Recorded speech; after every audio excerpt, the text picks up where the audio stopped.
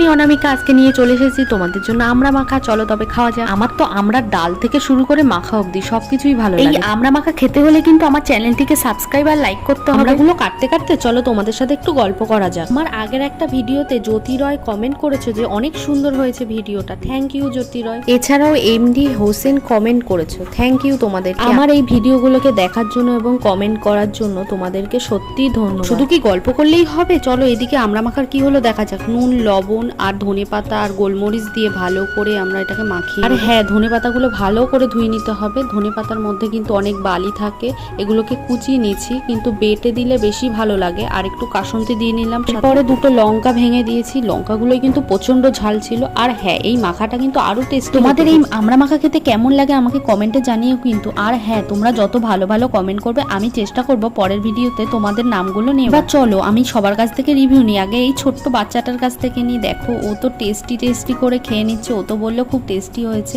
সবার কাছ থেকে শোনার পর এবার আমি একটু খেয়ে নিলাম, সত্যিই টেস্টি হয়েছে। ভিডিওটা ভালো লাগলে একটা লাইক করো। রাধে রাধে।